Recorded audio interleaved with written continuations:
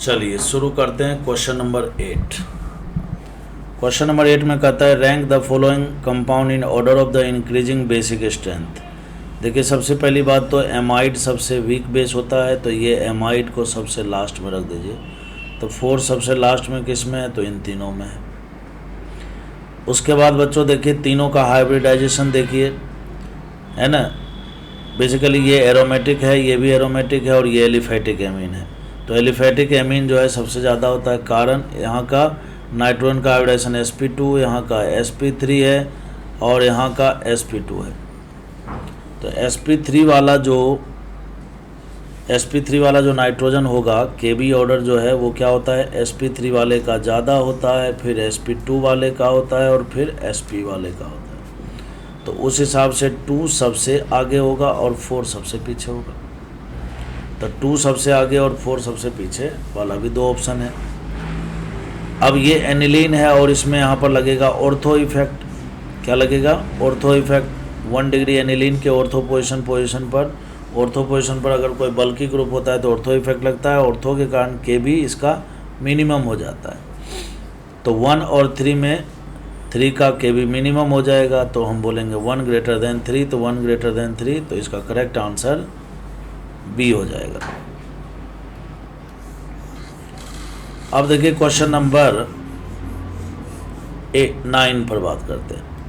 कहता है which of the following aryl amine will not form diazonium salt on reaction with sodium nitrite NaNO2 और hydrochloride chloric acid HCl। तो सीधी बात है कि 1 डिग्री एमाइन अगर आ जाए, 1 डिग्री एमाइन आ जाए और इसका रिएक्शन हम करा दें NaNO2 के साथ HCl के प्रेजेंस में, तो ये कन्वर्ट हो जाता है डाई एजोनियम में, Rn2+ में कन्वर्ट हो जाता है।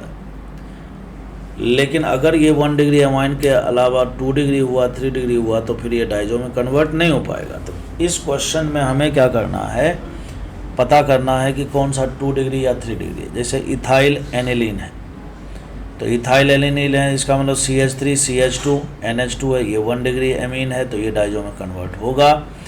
पैरा एमिनो एसिटोफिनोन है, तो पैरा एमिनो एसिटोफिनोन है, तो यहाँ पर CO CH3 हो गया और यहाँ पर पैरा पोजीशन पर NH2 ग्रुप है, तो देखिए यहाँ पर भी NH2 है, तो डाइजो में कन्वर्ट होगा। 4 क्लोरो 2 नाइट्रो एनिलीन, तो यहाँ पर 4 पर क्लोरो हो गया, 2 पर नाइट्रो हो गया और एनिलीन है, तो देखिए ये भी कन्वर्ट हो जाएगा क्योंकि 1 डिग्री एमीन है।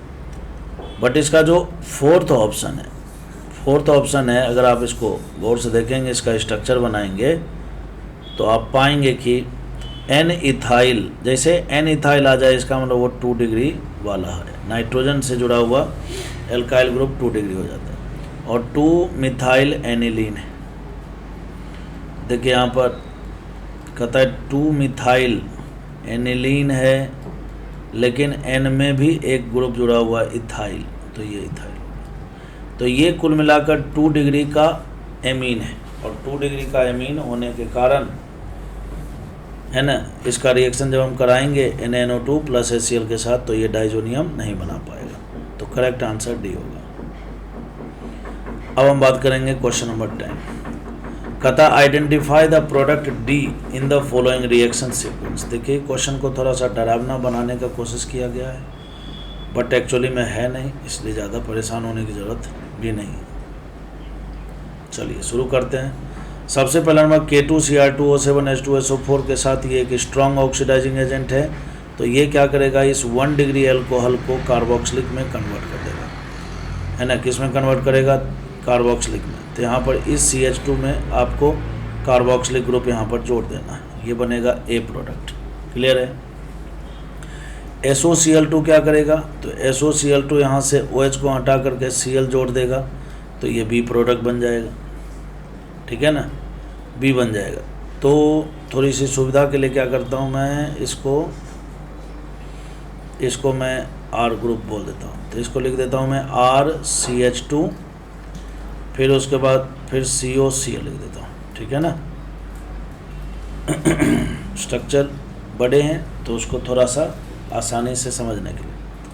अब बच्चों यहाँ से देखिए, यहाँ पर दिया हुआ है R मतलब CH3 का होल ट्वाइस NH है, एक न्यूक्लियोफाइल है, 2 डिग्री का एमाइन है, कोई बात नहीं। तो यहाँ से इसके ऊपर अटैक होगा, पहली बार अटैक होगा तो यहाँ से हट जाएगा। जैसे ही हटेगा तो RCH2 फिर CO फिर उसके बाद N फिर उसके बाद CH3 का होल ट्वाइस, ये बन जाएगा, है ना। Cl हटेगा तो यहाँ से एक हाइड्रोजन में हट जाएगा, ये बन जाएगा, ये बनेगा। अब उसके बाद देखिए फिर से 2 मोल दिया हुआ है, तो 1 मोल का अगर और अटैक करवाऊँ, 1 मोल का अगर और अटैक करवाऊँ मैं इसके ऊपर, ठीक है ना, तो यहाँ से देखो क्या होगा, RCH2 फिर C, तो ये वाला बॉन्ड खुल जाएगा, तो यहाँ से CO माइनस और H+ लेकर के OH भी बना देगा। फिर यहाँ पर NMe2 और यहाँ पर भी NMe2। अब हमें देखना है कि ऐसा कोई ऑप्शन है क्या, लेकिन ऑप्शन पर जाने से पहले हमें और आगे भी तो बढ़ना पड़ेगा। तो कहने का मतलब हम मान लेते हैं कि C हमारा ये है, मान लेते हैं नहीं बल्कि यही होगा अकॉर्डिंग टू 2 मोल। अब लिथियम एल्युमिनियम हाइड्राइड एक रिड्यूसिंग एजेंट है, लिथियम एल्युमिनियम हाइड्राइड एक रिड्यूसिंग एजेंट है, और इम्पोर्टेंट बात यह है कि ये अल्कोहल का रिडक्शन नहीं करता है। तो अगर C ये होगा तो D भी यही होगा, क्यों? क्योंकि इसके आगे रिएक्शन होना ही नहीं, तो यही रह जाएगा।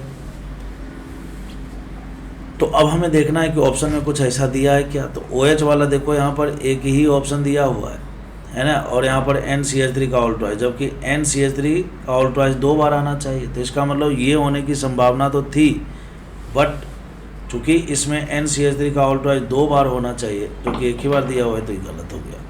इसका मतलब एक बात तो तय है कि C ये नहीं है, C ये नहीं है। देखो अगर रिएक्शन यहीं पर ख़त्म हो जाता ना तो फिर C यही होता बच्चों, ध्यान से समझना जो बोल रहा हूँ। अगर रिएक्शन यहीं पर समाप्त हो जाता तो C यही होता 100% according to this question. But चूँकि रिएक्शन को आगे प्रोसीड किया गया है तो अब हमें ऑप्शन के अकॉर्डिंग चलना पड़ेगा, ऑप्शन के अकॉर्डिंग चलना पड़ेगा। तो ऑप्शन के अकॉर्डिंग देखिए, इससे पहले क्या बना था यहाँ पर, तो इससे पहले बना था RCH2 CO फिर NMe2, ये बना था। अगर मैं C इसको मानता हूँ, क्यों मानता हूँ? क्योंकि एमाइड का रिडक्शन लिथियम एल्युमिनियम हाइड्राइड करता है ना, एमाइड का रिडक्शन। अब बोलो सर यहाँ 2 मोल तो है, अब 2 मोल है भाई, घर में मान लो 15 रोटी है, तो 15 रोटी है आपके लिए अवेलेबल, तो क्या आप सारे खा जाओ? है तो है। रिएक्शन में बहुत बार सब्सटेंस ज़्यादा दे दिए जाते हैं, बट क्या बनेगा नहीं बनेगा वो तो आगे पर डिपेंड करेगा ना, वही बात है। कहने का मतलब है कि 2 मोल अवेलेबिलिटी है, बट किस तरह से रिएक्शन प्रोसीड करेगा वो आगे वाले रिएजेंट पर डिपेंड करेगा। तो इसको हमने C मान करके तो देख लिया, नहीं कुछ हुआ, इसको अब C मानते हैं। इसको C मान करके जैसे हम लिथियम एल्युमिनियम हाइड्राइड इसके ऊपर अप्लाई करेंगे तो आपको पता है कि ये जो एमाइड है ये किस में कन्वर्ट हो जाता है? एमीन में। कुल मिलाकर ये जो C डबल बॉन्ड O है ये किस में कन्वर्ट हो जाता है? CH2 में। तो जैसे ही CH2 में कन्वर्ट होगा तो बताइए आंसर क्या होगा? यहाँ पर RCH2 होगा, फिर से CH2 होगा, और फिर यहाँ पर NMe2 हो जाएगा। और R क्या था हमारा? ये वाला ग्रुप था, टर्शरी ब्यूटाइल, ठीक है ना। तो टर्शरी ब्यूटाइल, फिर CH2 NCH3 का whole twice, b correct answer. यहाँ CN बना दिया, गलत है। यहाँ पर देखिए कुछ अलग ही किया है जो कि गलत है ना, तो बी इसका करेक्ट आंसर है। तो ये क्वेश्चन वाकई में थोड़ा सा अच्छा था, वो इसलिए क्योंकि यहाँ पर दिमाग लगाना था, ठीक है ना। आपको कैसा लगा कमेंट करके ज़रूर बताइएगा।